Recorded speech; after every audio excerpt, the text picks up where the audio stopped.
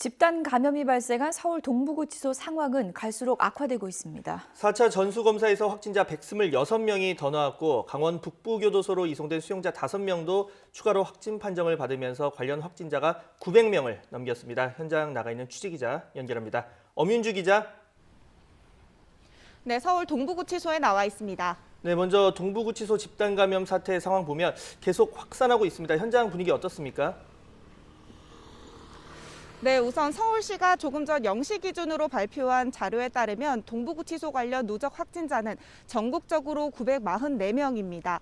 어제 확인된 4차 전수검사에서 수용자 126명이 추가 감염된 데 이어 강원 북부교도소로 이송된 수용자 5명도 추가 확진 판정을 받은 건데요. 여기에 아직 확진 판정인지 음성인지 정확한 결과가 나오지 않은 수용자 14명에 대한 결과도 아직 나오지 않아 추가 감염자가 발생할 가능성도 큽니다.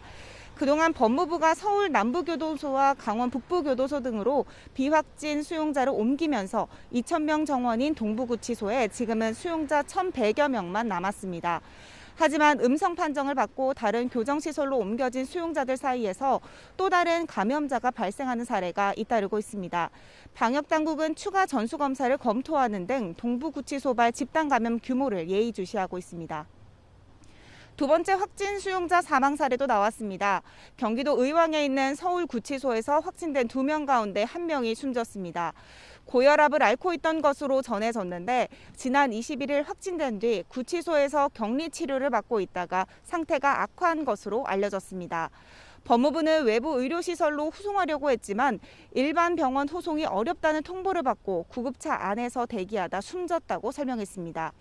이로 인해 교정시설 내 코로나19 사망자는 2명으로 늘었습니다. 서울 동부구치소를 중심으로 한 교정시설 집단 감염 사태가 심상치 않자 법무부도 뒤늦게 대책 마련에 나섰습니다.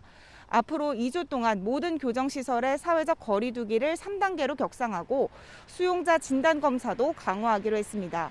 또 수용자 일반 접견은 스마트폰을 통한 접견으로 대체하는 등 전면 중단되고 변호인 접견도 원칙적으로 중단하되 불가피한 경우에만 허용할 방침입니다.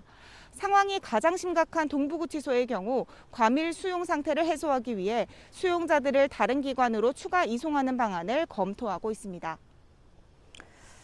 네, 구치소 상황도 그렇지만 지금 요양원 확산도 심각한데요. 얼마나 더 늘었습니까?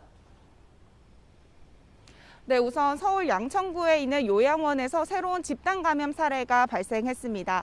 지난해 12월 29일 요양원 관계자 2명이 확진된 이후 14명이 추가로 양성 판정을 받았습니다.